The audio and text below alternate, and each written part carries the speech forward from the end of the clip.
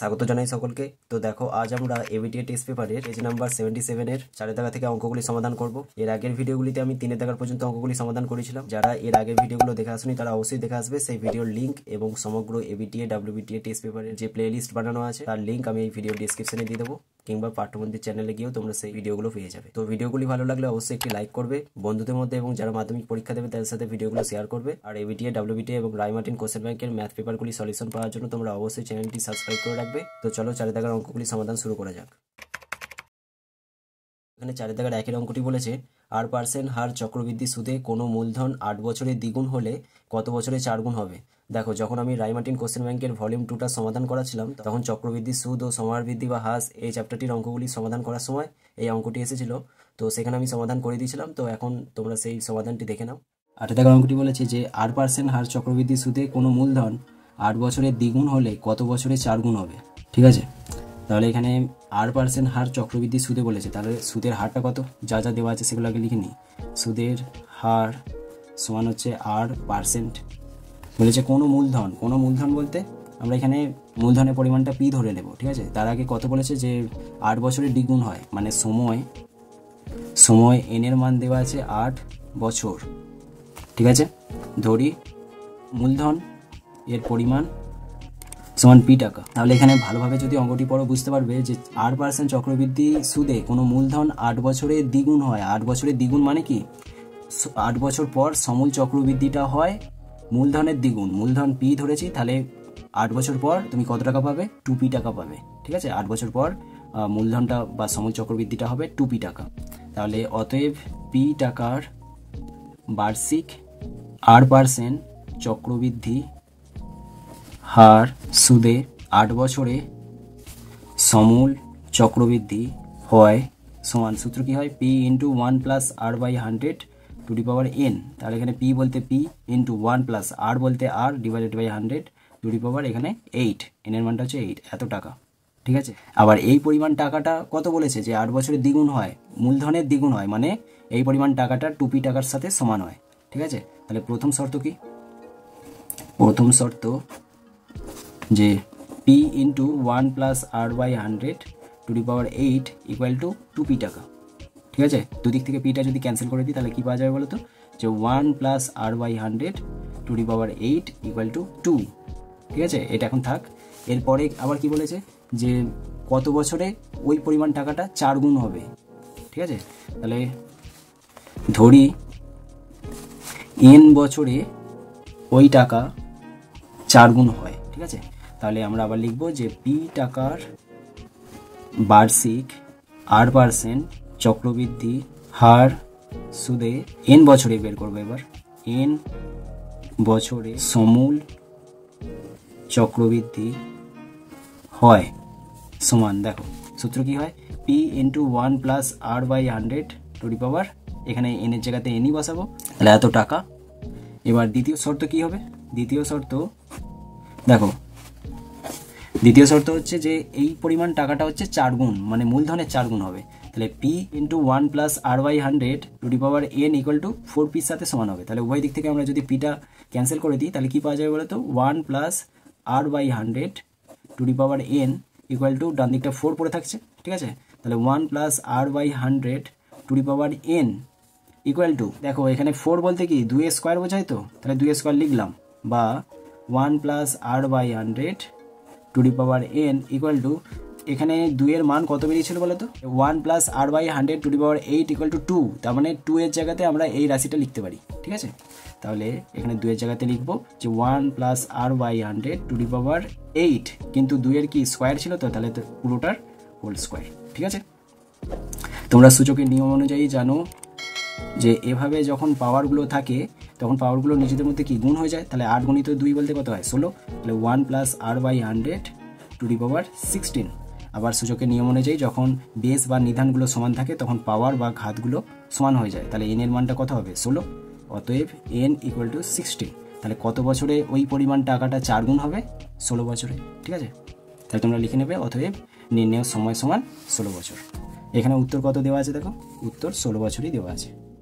আশা করি বুঝতে পারলে। কোনো কিছু অসুবিধা থাকলে আমাকে কমেন্টে অবশ্যই জানাবে। এবার 2 দাগের অঙ্কটি কি আছে দেখো, বলেছে 3 ব্যক্তির মূলধনের অনুপাত 4:7:9 এবং প্রথম ব্যক্তির লাভ দ্বিতীয় ব্যক্তির লাভের তুলনায় 100 টাকা কম, দ্বিতীয় ব্যক্তির লাভের পরিমাণ নির্ণয় করো। এই ধরনের অঙ্ক আমি এর আগেও করিয়েছি। তাহলে দেখে নাও এখানে কি আছে, মূলধনের অনুপাতটা যা দেওয়া আছে আগে লিখে নেব। তাহলে তোমরা লিখবে যে 3 ব্যক্তির মূলধনের অনুপাত, আমি শুধুমাত্র মূলধনের অনুপাত লিখছি, সমান 4:7:9। এবার বলেছিল প্রথম ব্যক্তির লাভ দ্বিতীয় ব্যক্তির লাভের তুলনায় 100 টাকা কম, কিন্তু এখানে লাভ কত টাকা সেটা বলে দেওয়া নেই। তাহলে আমি ধরে নেব মোট লাভ সমান x টাকা, এটা ধরে নিচ্ছি, ঠিক আছে। তাহলে x টাকার ওপর প্রথম জন কত টাকা পাচ্ছে, প্রথম ব্যক্তির সাথে তৃতীয় ব্যক্তি তুলনা করেছে, তাহলে প্রথম ব্যক্তির লাভ আর তৃতীয় ব্যক্তির লাভ x টাকার মধ্যে কত টাকা সেটা দেখে নেব, ঠিক আছে। অতএব প্রথম ব্যক্তির লাভ তোমরা লিখে নেবে সমান, দেখো x ইন্টু প্রথম ব্যক্তির মূলধনের আনুপাতিক ভাগার কি হবে, 4/4 + 7 + 9। তাহলে কি পাওয়া যাচ্ছে, x ইন্টু 4/20। এটা যদি একটু কাটাকুটি করি তাহলে 4×5=20, তাহলে x/5 এত টাকা হচ্ছে প্রথম ব্যক্তির লাভ। এখানে তৃতীয়টা বের করো, তাহলে তৃতীয় ব্যক্তির লাভ আমি শুধুমাত্র তৃতীয় লিখলাম, তোমরা তৃতীয় ব্যক্তির লাভ সমান লিখবে, ঠিক আছে। তাহলে x ইন্টু 9/20, তাহলে কি হবে 9x/20। এটা হচ্ছে এত টাকা হচ্ছে তৃতীয় ব্যক্তির লাভ। তাহলে শর্ত কি, এখানে শর্তটা একটু লেখা ভুল হয়ে গেছিলো। এখানে দেখো, এখানে বলেছে প্রথম ব্যক্তির লাভটা তৃতীয় ব্যক্তির লাভের তুলনায় 100 টাকা কম, তার মানে প্রথম ব্যক্তির লাভটা কম, ঠিক আছে। তাহলে শর্ত কি পাওয়া যাবে, শর্তানুসারে তাহলে তৃতীয় ব্যক্তির লাভটা বেশি, তাহলে তৃতীয় ব্যক্তির লাভ থেকে যদি প্রথম ব্যক্তির লাভটা মাইনাস করে দিই তাহলে কি 100 টাকা পাওয়া যাবে, কারণ প্রথম ব্যক্তির লাভটা কি 100 টাকা কম তো।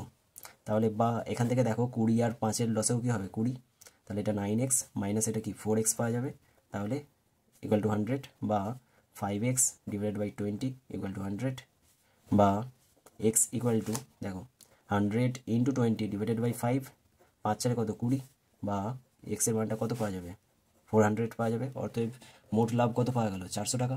আর কি বলেছিল, দ্বিতীয় ব্যক্তির লাভের পরিমাণ নির্ণয় করো। তাহলে মোট লাভ যদি 400 টাকা হয়, অতএব দ্বিতীয় ব্যক্তির লাভ তোমরা লিখে নেবে, ঠিক আছে। তাহলে সমান কি পাওয়া যাবে, মোট লাভ 400 গুণিত দ্বিতীয় ব্যক্তির মূলধনের আনুপাতিক ভাগার কি হবে 7/20। তাহলে 7/20 হলো, একটা শূন্য কাটছি, তাহলে এটা 20×2 = 40, 7×2 = 140 টাকা দ্বিতীয় ব্যক্তির লাভ, ঠিক আছে। আশা করি অঙ্কটি বুঝতে পারলে। এবার 4 দাগের 3-এর অঙ্কটি কি আছে পড়ো।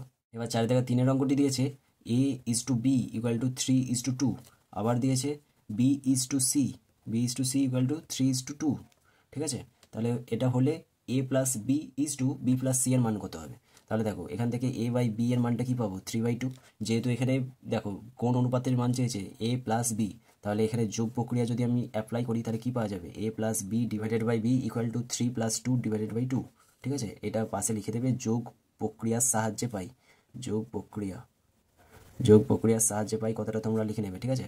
তাহলে এখান থেকে কি পাওয়া গেল, বা a + b/b = 5/2, এটা 1 নং দিচ্ছি, ঠিক আছে। আর এখান থেকে কি পাওয়া যাবে b/c = 3/2, বা এখানে কি আনতে হবে দেখো b + c। তাহলে দেখো b + c তো আনা যাবে যোগ প্রক্রিয়ায়, কিন্তু এখানে এই নিচে যে হরটা b এসেছে এরও নিচে হরটা b আসবে কি, যদি আমি এখানেই যোগ প্রক্রিয়া অ্যাপ্লাই করে দিই তাহলে কি পাওয়া যাবে b + c/c আসবে, b তো আসবে না। তাহলে এক কাজ করি, ব্যস্ত প্রক্রিয়া উল্টে দিই, তাহলে c/b = 2/3, এটা পাশে লিখে নেবে, ব্যস্ত প্রক্রিয়ার সাহায্যে পাই, ঠিক আছে। বা এবার দেখো c + b/b যোগ প্রক্রিয়া অ্যাপ্লাই করলে তাহলে কি পাওয়া যাচ্ছে এটা, তাহলে b + c/b = 5/3, আর এখানটা যোগ প্রক্রিয়া অ্যাপ্লাই করেছো, তাহলে যোগ প্রক্রিয়ার সাহায্যে পাই, এই কথাগুলো লিখে নেবে তোমরা। এটা হচ্ছে 2 নাম্বার দিচ্ছি, তাহলে 1 নং ভাজিত 2 নং করে পাই, ঠিক আছে। তাহলে 1 নং একে যদি এটা দিয়ে ভাগ করি তাহলে দেখো বাঁ দিকগুলো আগে / দিয়ে লিখছি, সমান ডান দিকগুলো / দিয়ে লিখছি, বা দেখো a + b/b এই ভগ্নাংশটা লিখলাম, আর এই যে মেন / এটা ইন্টু দিয়ে দিচ্ছি। তাহলে ভাগ চিহ্নটা যদি গুণ চিহ্ন হয় পরের ভগ্নাংশটা কি উল্টে যায়, মানে অনন্যক দিয়ে গুণ হয়। আর a + b + c ব্র্যাকেটের মধ্যে রাখছি, তাহলে একই রকমভাবে 5/2 × 3/5 হয়ে যাবে। তাহলে এখানে 5 কেটে যাচ্ছে, আর এখানে b কেটে যাচ্ছে। দেখো এই বিটা কাটার জন্যই আমি এখানে তলায় b এনেছিলাম, ঠিক আছে। c থাকলে কিন্তু কাটতো না। তাহলে কি পাওয়া যাচ্ছে a + b/b + c = 3/2, অতএব a + b b + c = 3:2, ঠিক আছে। আশা করি বুঝতে পারলে। এবার 4 দাগের অঙ্কটি কি আছে পড়ো। এখানে 4 দাগের অঙ্কটি মিশ্র দ্বিঘাতকরণী দুটো দেওয়া আছে, বলেছে এদের মধ্যে কোনটি বড় দেখাও। তাহলে যখন এভাবে মিশ্র দ্বিঘাতকরণী থাকবে এবং তাদের মধ্যে বড় কোণটি ছোট কোণটি দেখাতে বলবে, তখন তোমরা করবে এদের বর্গ, ঠিক আছে। তাহলে √15 প্লাস √3 এর হোল স্কোয়ার করলে কত পাওয়া যাচ্ছে দেখো। তাহলে দেখো √15টাকে এ ধরো আর √3টাকে বি ধরো, তাহলে a প্লাস বিটা হোল স্কোয়ারের সূত্র কী হয়, a স্কোয়ার প্লাস 2ab মানে 2 into √15 into √3, 2ab plus B square বলতে √3 তার হোল স্কোয়ার। তাহলে কী পাওয়া যাচ্ছে, স্কোয়ারটার জন্য স্কোয়ার রুটটা চলে যাবে, তাহলে 15 প্লাস এটা কী পাওয়া যাবে 2 ইন্টু, দেখো 15টাকে ভাঙলে কী পাওয়া যাবে 5 গুণিত 3, আর রুটের ভেতরে এখানে 3 ছিল, এটাও একটা রুটের ভেতরে লিখছি, এভাবে লেখা যায়। প্লাস এটা স্কোয়ারের জন্য রুটটা আর থাকবে না, তাহলে 3 পাওয়া যাবে। তাহলে 15 প্লাস 3 বলতে 18 প্লাস এটা দেখো এখানে 2 ইন্টু 2 3 কি একটা 3 হয়ে বেরিয়ে আসবে, কিন্তু 5টা বেরিয়ে আসতে পারবে না, তাহলে রুটের ভেতরেই থেকে যাচ্ছে। তাহলে কী পাওয়া যাচ্ছে 18 প্লাস 6√5 এটা পাওয়া যাচ্ছে এর বর্গের মান। আরও একটি যে মিশ্র দ্বিঘাতকরণী দেওয়া ছিল সেটা কী ছিল, √10 প্লাস √8 এর হোল স্কোয়ার করলে কী পাওয়া যাবে, দেখো একই রকমভাবে a plus beta whole square সূত্র ফেলবো, তাহলে a square plus 2ab plus B square, ঠিক আছে। স্কোয়ার রুট থাকবে না আর, তাহলে 10 প্লাস এটা দেখো 2 ইন্টু এটা কি 2 ইন্টু 5 ইন্টু একই রুটের মধ্যে 8টাও ভেঙে দিচ্ছি, তাহলে 2 ইন্টু 2 ইন্টু 2, ঠিক আছে, প্লাস এর আর রুট থাকবে না, তাহলে এটা 2ab, তাহলে 10 প্লাস 8 বলতে এটা 18 প্লাস এখানে দেখো 2 ইন্টু এই দুটো 2 একটা 2 হয়ে বেরিয়ে আসবে, ইন্টু এই দুটো 2 আবার একটা 2 হয়ে বেরিয়ে আসবে, কিন্তু 5টা বের হতে পারবে না, তাহলে 5টা রুটের ভেতরেই থেকে যাবে, ঠিক আছে। আশা করি বুঝতে পারছো অঙ্কগুলি। এখানে 3টে 2-এর গুণ বলতে কি 8√5, ঠিক আছে। তাহলে দেখো এবার কোনটি ছোট কোনটি বড় বোঝা যাবে, দেখো এর বর্গের মান বের হলো 18 প্লাস 6√5, এর বর্গের মান বের হলো 18 প্লাস 8√5, তাহলে এই রাশিটা বড়, তার মানে এই যে মিশ্র দ্বিঘাতকরণীটা এটা বড়, তাহলে তোমরা লিখবে অতএব √10 প্লাস √8 গ্রেটার দ্যান √15 প্লাস √3, ঠিক আছে। চেয়েছিল যে এদের মধ্যে কোনটি বড়, তাহলে তোমরা লিখে দেবে এই রাশিটি বড়। আশা করি অঙ্কটি বুঝতে পারলে। এবার 5 দাগের অঙ্কটি কী আছে পড়ো। 5 দাগের অঙ্কটি দিয়েছে ও কেন্দ্রীয় বৃত্তের কোণ OAP 25 ডিগ্রি, কোণ OBP 35 ডিগ্রি হলে কোণ OAB এর মান কত। এখানে অঙ্কটি ভুল দেওয়া আছে, কেন বলো তো, কারণ এখানে ও কেন্দ্রীয় বৃত্তের কোণগুলো যখন দেওয়া আছে ABP এইগুলো মানগুলো দেওয়া আছে, কিন্তু এখানে ছবিটা কিভাবে আঁকা হবে বা পি বিন্দুটা কোথায় অবস্থিত, এ আর বি বিন্দুটা কোথায় অবস্থিত সেটা বলে দেয়নি, শুধুমাত্র ও কেন্দ্রীয় বৃত্ত বলেছে, ঠিক আছে। তাহলে আমি যদি অঙ্কটা করবারও চেষ্টা করি কীভাবে হবে, দেখো এখানে একটা বৃত্ত আমি এঁকে দিচ্ছি যার হচ্ছে কেন্দ্রটা ও, আর কি বলেছে OAP আর OBP, যেহেতু পি বিন্দুটা দুটো কোণেতেই সাধারণ, তাহলে পি বিন্দুটা আমি যদি পরিধিস্থ একটি বিন্দু ধরি, মানে পরিধির ওপর একটা যদি বিন্দু ধরি, আর ABটা যদি ব্যাস ধরি, তাহলে AB এরকম নাম দিলাম। তাহলে দেখো এখানে কোণ OAP এর মানটা কত দেওয়া আছে 25, আর কোণ দেওয়া আছে OBP এর মান দেওয়া আছে, OBP এর মান দেওয়া আছে 35, ঠিক আছে। কিন্তু চেয়েছে কি OAB, তাহলে OAB কি করে বের হবে না তো, ঠিক আছে। তাহলে অঙ্কটি এখানে ভুল দেওয়া আছে। এরকম যদি পরীক্ষায় ভুল দেওয়া থাকে কোনো চিন্তার দরকার নেই, তোমরা এরকম দাগ নম্বর দিয়ে অঙ্কটা করবার চেষ্টা করবে, তাহলেই নম্বর পেয়ে যাবে, ঠিক আছে। অঙ্কটি ভুল দেওয়া আছে তাই সমাধান করা গেল না। যাই হোক, এবার 6 দাগের অঙ্কটি কী আছে পড়ো। 6 দাগের অঙ্কটি বলেছে ABCD একটি বৃত্তস্থ চতুর্ভুজ এবং ও ওই বৃত্তের কেন্দ্র। তাহলে একটা বৃত্ত আঁকছি প্রথমে, এবং ABCD হচ্ছে বৃত্তস্থ চতুর্ভুজ, যে কোনো একটা চতুর্ভুজ ABCD নামকরণ করে দিলাম। আর কি দেওয়া আছে যে ও হচ্ছে ওই বৃত্তের কেন্দ্র, ওটা হচ্ছে বৃত্তের কেন্দ্র। এবার কি বলেছে দেখো, ছবিটা আঁকবার আগে কী কী কোণ মান দেওয়া আছে সেগুলো দেখে নিই। তাহলে কোণ COD, তাহলে COD এই কোণটা টানতে গেলে তাহলে এটা টানতে হবে। তারপরে কি বলে দেওয়া আছে কোণ BAC 30 ডিগ্রি, তাহলে BAC বলতে এই পুরোটা টানতে হবে, ঠিক আছে। তারপরে কি, তবে কোণ BOC তার মানে এটাও টানতে হবে। আর কি কোণ BCD, ঠিক আছে, এই কোণটার মানটা চেয়েছে। তাহলে দেখো চতুর্ভুজটার যদি কোণ দুটো অঙ্কন করি তাহলে কি পাওয়া যাচ্ছে দেখো, এবার বুঝতে সুবিধা হবে। কোণ COD এর মাপ দেওয়া আছে 120 ডিগ্রি। কোণ BAC এই কোণটার মাপ দেওয়া আছে 30 ডিগ্রি। যদি হয় তাহলে কোণ BOC এই কোণটার মাপ কত, আর কি কোণ BCD এই কোণটার মাপ কত, ঠিক আছে। তাহলে দেখো এখানে কোণ BOC এবং কোণ BCDর মাপ চেয়েছে, তাহলে BOC কোণটার মাপ বের করবার দুটো নিয়ম আছে। দেখো এখানে BC বৃত্তচাপের ওপর কোণ BOC হচ্ছে সম্মুখ কেন্দ্রস্থ কোণ এবং কোণ BAC হচ্ছে পরিধিস্থ কোণ।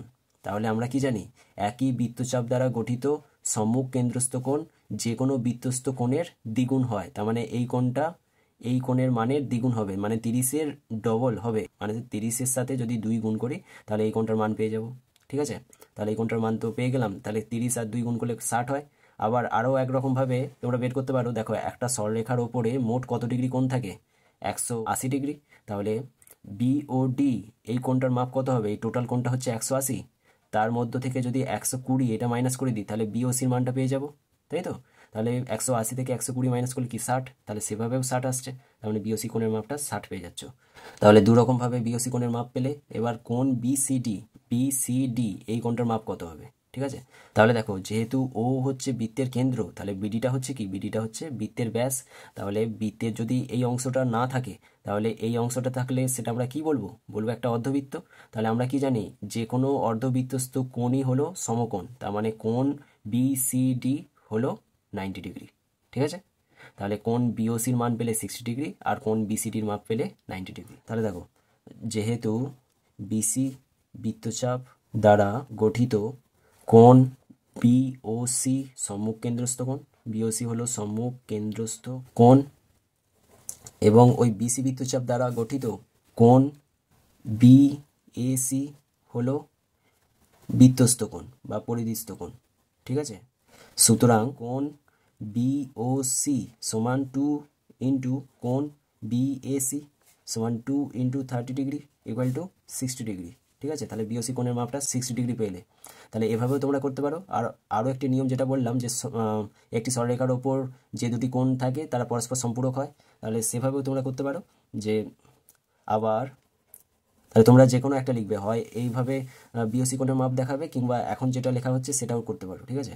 তাহলে আবার কোণ বিওডি সমান 180 ডিগ্রি, অতএব পাশে লিখে দিতে পারো, যেহেতু একটি সরলরেখার ওপর 180 ডিগ্রি কোণ তৈরি হয়, বা এটাও লিখতে পারতে, যেহেতু একটি সরলরেখার ওপর দুটি কোণের সমষ্টি 180 ডিগ্রি হয়, ঠিক আছে। তাহলে কি, অতএব কোণ বিওসি সমান কোণ বিওডি মাইনাস কোণ সিওডি, সিওডি। তাহলে বিওডির মাপটা কত, 180, মাইনাস সিওডির মাপটা কত, 120, তাহলে 60 ডিগ্রি। এভাবেও বিওসির মাপটা পাওয়া যাচ্ছে। তাহলে বিওসির মাপটা দুভাবে বের করলাম। এখন যেহেতু ও হলো বৃত্তের কেন্দ্র এবং বিডি হলো বৃত্তটির ব্যাস, অতএব কোণ বিসিডি হলো একটি অর্ধ বৃত্তস্থ কোণ, ঠিক আছে। অতএব কোণ বিসিডি ইকুয়াল টু 90 ডিগ্রি, মানে এক সমকোণ, ঠিক আছে। আশা করি বুঝতে পারলে অঙ্কটি। এবার 6 দাগের অঙ্কটি হয়ে গেল। এবার 7 দাগের অঙ্কটি কি আছে পড়ো। 7 দাগের অঙ্কটি দিয়েছে যে এবিসি ত্রিভুজের এবি বাহুটির মাপ হচ্ছে 2a - 1 সেমি, এসি বাহুর মাপ হচ্ছে 2√a। এই ধরনের অঙ্ক আমি আগেও করিয়েছি। এটা কিন্তু 2√a হবে না, এই রুটটা পুরোটা, মানে রুটের ভেতরে 2a থাকবে, তাহলে রুটটা পুরোটাই হবে, ঠিক আছে। তোমরা এটা টেনে নেবে পুরোটা। তাহলে 2√2a সেমি, এবং বিসির মাপটা যদি 2a + 1 সেমি হয়, তাহলে কোণ বিএসির মাপ কত হবে। এই বাহুগুলি দেখে মনে হচ্ছে যে এই ত্রিভুজটি একটি বিষমবাহু ত্রিভুজ হবে। তাহলে দেখো, এখানে এবিসি ত্রিভুজের বাহুগুলি প্রত্যেকটি হচ্ছে আলাদা।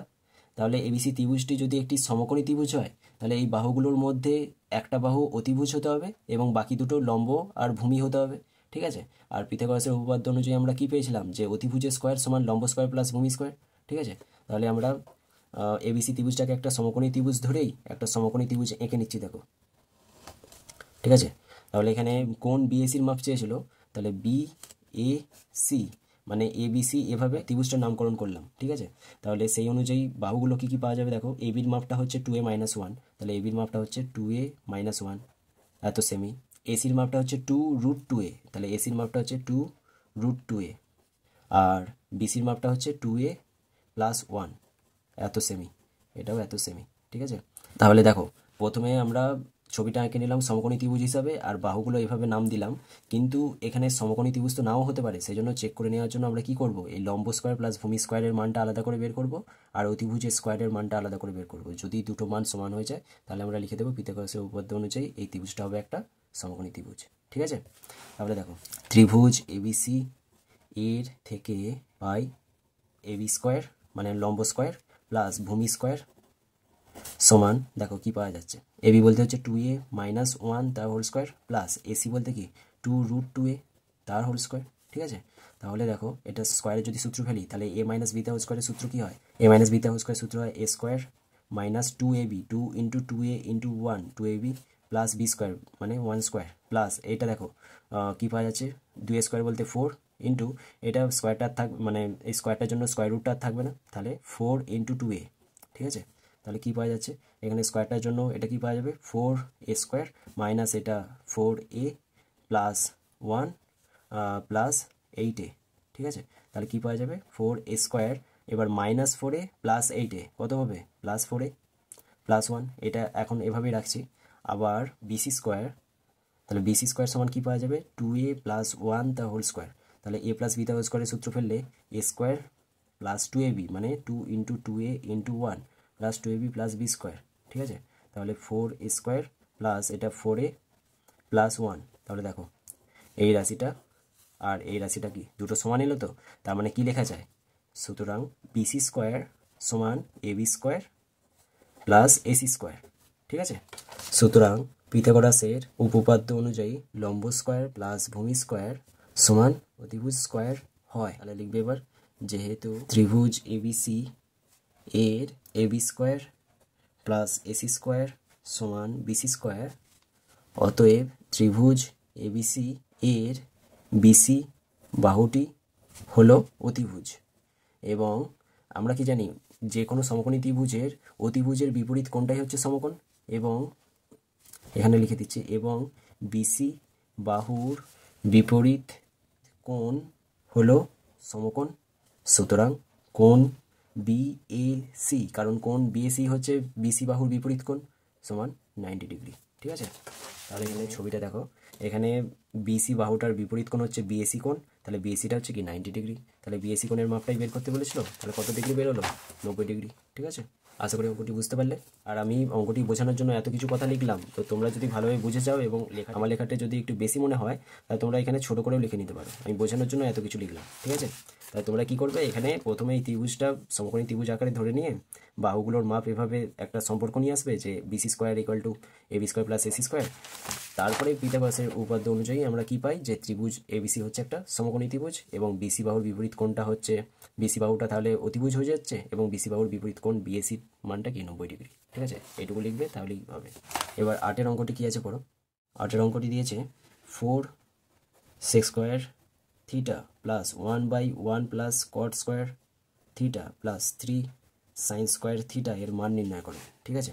অঙ্কটি খুবই সহজ, দেখো আমরা এটা কি লিখতে পারি 4 ইন্টু 1/sec স্কোয়ার থিটা, ঠিক আছে, প্লাস এটা দেখো 1/1 প্লাস কট স্কোয়ার থিটা মানে কি, এখানে একটা সূত্র ছিল যে কোসেক স্কোয়ার থিটা সমান 1 প্লাস কট স্কোয়ার থিটা, তাহলে এটা কোসেক স্কোয়ার থিটা লিখতে পারি, প্লাস এটা 3 সাইন স্কোয়ার থিটা যেমন আছে রেখে দিচ্ছি।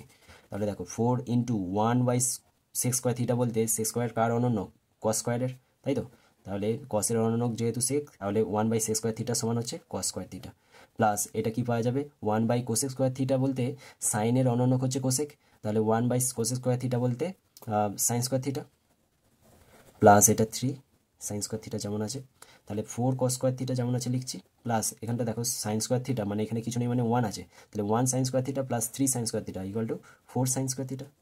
যদি উভয় রাশি থেকে 4টা কমন নিয়ে নিই তাহলে কী পড়ে থাকবে, সাইন স্কোয়ার থিটাটাই যদি প্রথমে লিখি তাহলে sine square theta plus cos square theta. আমরা কি জানি sine square theta plus cos square থিটার মান হয় 1, তাহলে 4 ইন্টু 1 ইকুয়াল টু 4। আশা করি অঙ্কটি বুঝতে পারলে। এবার 9-এর অঙ্কটি কী আছে বলো। 9 দাগের অঙ্কটি বলছে একটি ত্রিভুজের দুটি কোণের মাপ যথাক্রমে এত ডিগ্রি এত ডিগ্রি, মানে এটা ষষ্ঠিক পদ্ধতিতে মাপ দেওয়া আছে, ঠিক আছে। তাহলে তৃতীয় কোণটির বৃত্তীয় মান কত, তাহলে তোমরা জানো যে ত্রিভুজের তিনটি অন্তঃকোণের সমষ্টি হয় 180 ডিগ্রি, তাহলে দুটি যে কোনো কোণের মান দেওয়া আছে, তাহলে তৃতীয় কোণটির মান হবে 180 থেকে এই দুটোর যোগফল মাইনাস তৃতীয় কোণটির ষষ্ঠিক পদ্ধতিতে মান বের করার জন্য আগে আমরা এই যে দুটি কোণ দেওয়া আছে তাদের ষষ্ঠিক মানগুলোকে যোগ করে নেব, ঠিক আছে, দিয়ে 180 থেকে বিয়োগ করে দেবো।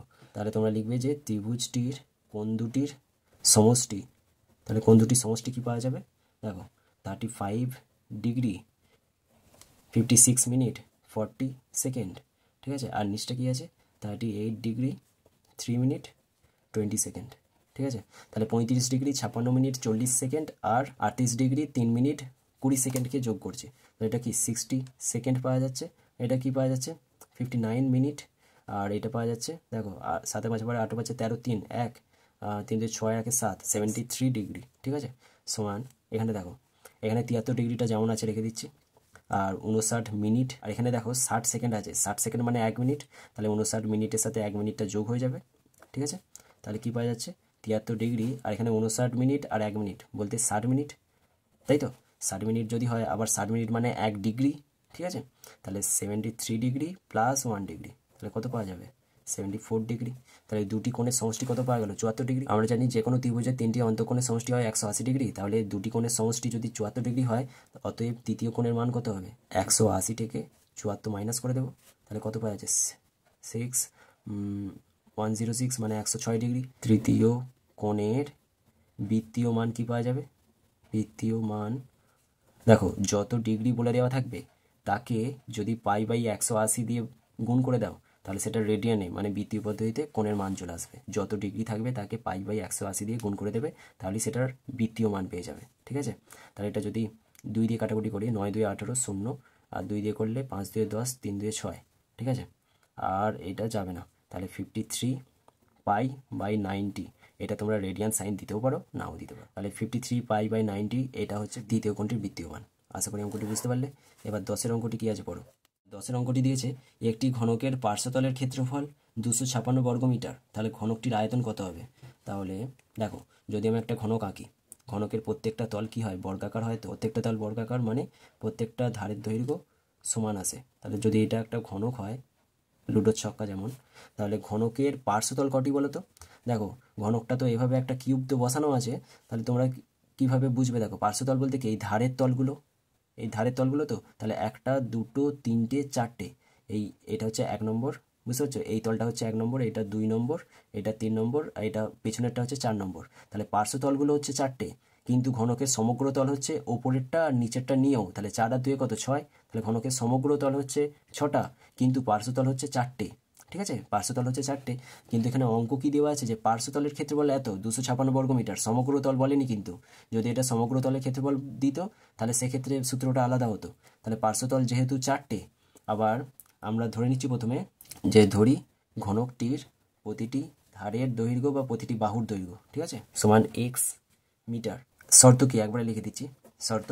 তাহলে দেখো ঘনকটির পার্শ্বতলের ক্ষেত্রফল কী হবে, পার্শ্বতল কটা, পার্শ্বতল হচ্ছে 4টে, তাহলে 4 ইন্টু, আর প্রতিটা তল কি বর্গাকার তো, তাহলে একটি বর্গক্ষেত্রের ক্ষেত্রফল কি হয় বাহু ইন্টু বাহু, মানে প্রতিটি ধারের দৈর্ঘ্য যদি এক্স করে হয় তাহলে এক্স ইন্টু এক্স হচ্ছে বর্গক্ষেত্রটির একটির ক্ষেত্রফল।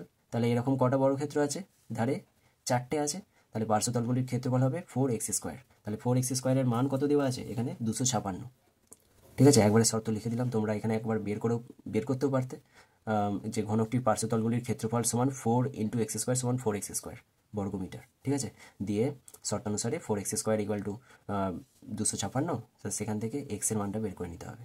তাহলে x² কী পাওয়া যাবে 256/4, এখানটা 4 6 কত 24, 1 4 4 16, বা x² = 64, দুদিকের যদি রুট চাপাই তাহলে এই স্কোয়ারটা কি রুটটার জন্য আর থাকবে না, তাহলে x = এখানে দেখো 28 64, তাহলে 64 বর্গমূল হচ্ছে 8, তাহলে x এর মান কী পাওয়া গেল, প্রতিটি ধারের দৈর্ঘ্য হচ্ছে 8। অতএব ঘনকটির প্রতিটি ধারের দৈর্ঘ্য 8 হলে ঘনকটির আয়তন কত হবে। তাহলে আমি শুধুমাত্র লিখছি ঘনকটির আয়তন, বা শুধুমাত্র আয়তন লিখছি, তোমরা লিখে নেবে যে ঘনকটির প্রতিটি ধারের দৈর্ঘ্য সমান 8 মিটার, অতএব ঘনকটির আয়তন হবে সমান। তাহলে দেখো ঘনকটির আয়তন বলতে কি, ঘনকটির আয়তন বলতে একটা ভূমিতলের ক্ষেত্রফল ইন্টু হাইট। তাহলে ভূমিতলের ক্ষেত্রফল বলতে ভূমিতলটা কি বর্গাকার, তাহলে x² হচ্ছে ভূমিতলের ক্ষেত্রফল ইন্টু হাইট। হাইট বলতে কি, দেখো এখানে হাইটটা প্রতিটি ধারের দৈর্ঘ্য এক্স, তো তাহলে হাইটটাও কি হবে এক্স হবে। তাহলে x² × x, এটা হচ্ছে ঘনকটির আয়তনের সূত্র, তার মানে কি বাহুর কিউব, এটা তোমরা নিশ্চয়ই জানো। তাহলে ঘনকটির আয়তন কী হয়ে যাবে বাহুর কিউব, তার মানে 8-এর কিউব সমান কী পাওয়া যাবে 28 64, 64 আর 8 গুণ করলে 4 আসতে কত, 4 32 2 3, 6 48 আর 3 51, মানে 512, ঠিক আছে, 512 ঘন মিটার। এটা হচ্ছে ঘনকটির আয়তন, ঠিক আছে। আশা করি অঙ্কটি বুঝতে পারলে। এবার 11 দাগের অঙ্কটি কী আছে পড়ো। 11 দাগের অঙ্কটি বলেছে একটি অর্ধগোলাকার বাটি তৈরি করতে 173.25 বর্গ সেমি পাত লাগে, তবে এই বাটিটির মুখের ব্যাসের দৈর্ঘ্য নির্ণয় করো। অর্ধগোলাকার বাটি তার মানে কি, এটা যদি একটা অর্ধগোলক হয় মানে ভিতরটা ফাঁপা, ঠিক আছে, এখান থেকে এটা যদি কেন্দ্র হয় তাহলে এখান থেকে এতটা হচ্ছে কি ব্যাসার্ধ। তাহলে অর্ধগোলাকার বাটি তৈরি করতে পাত লেগেছে কত 173.25 বর্গ সেমি, তার মানে এই বাটিটার এই যে বাইরের বক্রতলের ক্ষেত্রফল সেটাই দেওয়া আছে 173.25 বর্গ সেমি, ঠিক আছে। তাহলে আমি ধরে নিচ্ছি প্রথমে, ধরি তোমরা লিখবে যে ধরি অর্ধগোলাকার বাটিটির ভূমির ব্যাসার্ধ বা ব্যাসার্ধ সমান, আমি শুধুমাত্র লিখলাম যে ব্যাসার্ধ সমান 8 সেমি, ঠিক আছে। অতএব বাটির ভূমির ব্যাসার্ধ যদি 8 সেমি হয়, তাহলে বাটিটির বাইরের যে ক্ষেত্রফল, বক্রতলের ক্ষেত্রফল কী হবে, বাটির বক্রতলের ক্ষেত্রফল সমান কি হয়, তাহলে দেখো যদি একটি পুরো গোলক হতো, তাহলে গোলকের বক্রতলের ক্ষেত্রফল কি পেতাম, 4πr², তাই তো, 4πr², কিন্তু এটি একটি অর্ধগোলাকার বাটি, 4πr² ডিভাইডেড বাই 2 করবো, তাহলে অর্ধগোলাকার বাটির বক্রতলের ক্ষেত্রফল পেয়ে যাবো, কারণ 4πr²টা হচ্ছে সমগ্র একটি গোলকের বক্রতলের ক্ষেত্রফল, তাহলে তাকে যদি 2 দিয়ে ভাগ করে দিই, মানে অর্ধেক করে দিই, তাহলে অর্ধগোলাকার বাটির বক্রতলের ক্ষেত্রফল পেয়ে যাবো। তাহলে 2πr² হচ্ছে বাটিটির বক্রতলের ক্ষেত্রফল, এত বর্গ সেমি।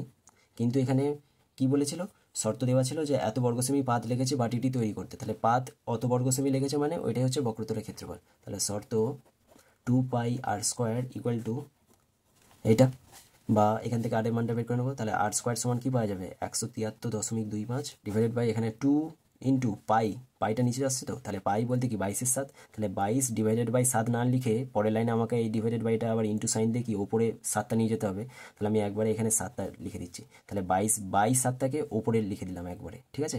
দেখো এখানে 2 ঘর আগে দশমিক ছিল, তো তাহলে দশমিকটা তুলে উঠলে একের গায়ে 2টো শূন্য দিয়ে ভাগ হয়ে যাবে সংখ্যাটিকে, ঠিক আছে। এবার কাটাকুটি করলে কি পাওয়া যাচ্ছে, দেখো 11 দিয়ে যদি কাটি, তাহলে 11 2 22, 11 দিয়ে ওপরটায় কাটলে 11 1 11, 17 নিচে 11 বলতে 6 মানে 63, তাহলে 5 11 55, 63 নিচে 55 বলতে 5 করে 13, 8 82 পাওয়া যাচ্ছে, তাহলে 7 11 কত 77, 82 নিচে 77 বলতে এখানে বিয়োগফল কত 5 পাওয়া যাবে, আবার পাশে 5, তার মানে 55, তাহলে 5 11 55, তোমরা ভাগটা করে দেখে নেবে, এটাই আসবে 1575। আবার 1575কে যদি 5 দিয়ে কাটাকুটি করি, তাহলে দেখো 5 3 15, 5 1 5, 5 5 25, আর এটাকেও যদি 5 দিয়ে করি, তাহলে 5 কুড়ি 100, ঠিক আছে। তাহলে এখানে 5 দিয়ে যদি করি 5 6 30, 5 3 15, এটা 5 4 20, আর যাবে না, তাই তো, বা r² সমান, দেখো এখানে 63টাকে একটু ভেঙে লিখছি, 63 বলতে 7 9 63, তাহলে 9টাকে ভাঙলে 3 ইন্টু 3 ইন্টু 7, তার মানে 7 9 63 পাওয়া গেল, ইন্টু একটা 7 ছিল, আর নিচটা কি দেখো 2 ইন্টু 2 ইন্টু 4টাকে ভাগলে কি পাওয়া যাবে, 2 2, ঠিক আছে। বা এবার দেখো একবারে যদি আমি প্রথম লাইনে দুদিকে যদি স্কোয়ার রুট করি, কেন করলাম, কারণ স্কোয়ারটা তোলার জন্য, তাহলে আর এর মানটা কি পাওয়া যাবে, স্কোয়ার রুটের ভেতর থেকে জোড়া সংখ্যা একটা সংখ্যা হয়ে বেরিয়ে আসে, তাহলে 2 3-এর জন্য একটা 3, আর এখানে 2 7-এর জন্য একটা 7, আর নিচটা কি 2 2 পাওয়া যাবে, তাহলে আর এর মানটা কি পাওয়া যাচ্ছে 21 কত 4, তাহলে এটা হচ্ছে অর্ধগোলাকার বাটিটির ব্যাসার্ধের মান। এবার অঙ্কেতে উত্তর চাইছে যে বাটিটির মুখের ব্যাসের দৈর্ঘ্য নির্ণয় করো, অতএব বাটিটির মুখের ব্যাসের দৈর্ঘ্য সমান, দেখো তাহলে আর এর মান হচ্ছে এটা, ব্যাস বলতে কি 2 ইন্টু আর, তাহলে 2 ইন্টু 21/4, তাহলে এখানে কি 2 পাওয়া যাচ্ছে, 21/2, 21কে 2 দিয়ে ভাগ করলে দেখবে 10.5 পাচ্ছ, তাহলে এত সেমি, ঠিক আছে। আশা করি অঙ্কটি বুঝতে পারলে। এবার 12 অঙ্কটি কি আছে পড়ো, দেখো 12 অঙ্কটি দিয়েছে ইউআই এর মানটা এইটা, তাহলে UI equal to xi minus 25 divided by 10, আবার summation of FI UI equal to 20 এবং summation of FI equal to 100 হলে এক্স বারের মানে যৌগিক গড়ের মান কী হবে। তাহলে এই রাশিটা কীভাবে লেখা থাকে জানো, ইউআই বলতে হয় যে xi মাইনাস শ্রেণী মধ্যক মানে এ ডিভাইডেড বাই শ্রেণী অন্তর মানে শ্রেণী দৈর্ঘ্য এইচ, ঠিক আছে। তাহলে এইটা হচ্ছে সূত্র, তাহলে এই অনুযায়ী তোমরা এক কাজ করতে পারো, এখানে এইটা 1 নম্বর দিয়ে দিতে পারো, আর এই সমীকরণটা লেখার সময় এটা 2 নম্বর লিখে দিতে পারো, তাহলে 1 নং ও 2 নং তুলনা করলে পাই, সমীকরণ তুলনা করে পাই, দেখো তাহলে এ এর মানটা কি পাওয়া যাচ্ছে, এর মানটা 25 পাওয়া যাচ্ছে, এইচ এর মানটা বা শ্রেণী দৈর্ঘ্যের মানটা 10 পাওয়া যাচ্ছে, ঠিক আছে। তাহলে এই মানগুলো বের করে নিলে, কেন বের করলে, কারণ এখানে লাগবে। তাহলে আবার কি দেওয়া আছে, summation of FI UI equal to 20, আর সামেশন এফআই এর মান দেওয়া আছে 100, ঠিক আছে। তাহলে অতএব এক্স বার ইকুয়াল টু, এখানে একটা সূত্র হয় A plus H into summation of FI U I divided by summation of F I, এটা হচ্ছে যৌগিক গড়ের সূত্র। এই সূত্রটা ফেলার পর মানগুলো বসে হিসাব করবে, তাহলে এখানে এক্স বারের মান পেয়ে যাবে, ঠিক আছে। তাহলে এ বলতে এখানে কি 25 প্লাস এইচ বলতে কি 10 into summation of FI UI বলতে 20 ডিভাইডেড বাই এফআই এর মানটা সামেশন অফ এফআই বলতে 100, তাহলে 100-এর শূন্যগুলো এর সাথে কেটে যাচ্ছে, তাহলে 25 যুক্ত 2 সমান কি 27, ঠিক আছে। তাহলে এক্স বারের মানটা 27 পাওয়া গেল। আশা করি অঙ্কটি বুঝতে পারলে। তো এই অঙ্কগুলির মধ্যে কোনো জায়গায় যদি তোমার অসুবিধা থাকে আমাকে কমেন্টে অবশ্যই লিখে জানাবে। আজ এই ভিডিওতে আমি 4 দাগের পর্যন্ত এই অঙ্কগুলি সমাধান করলাম। আশা করি 4 দাগের অঙ্কগুলি বুঝতে পারলে। এর পরের ভিডিওতে আমি 5 দাগের থেকে অঙ্কগুলি সমাধান করাবো। ভিডিওটি ভালো লাগলে অবশ্যই একটি লাইক করবে বন্ধুদের মধ্যে, এবং যারা মাধ্যমিক পরীক্ষা দেবে তার সাথে ভিডিওটি শেয়ার করবে। কোনো অসুবিধা থাকলে আমাকে কমেন্টে অবশ্যই লিখে জানাবে। আর এবিটিএ, ডাব্লিউবিটিএ এবং রায়মার্টিন কোশ্চেন ব্যাংকের ম্যাথ পেপারগুলি সলিউশন পাওয়ার জন্য অবশ্যই চ্যানেলটি সাবস্ক্রাইব করে রাখবে। তো দেখা হচ্ছে পরের ভিডিওতে। ততক্ষণ সুস্থ থাকবে, ভালো থাকবে, ধন্যবাদ।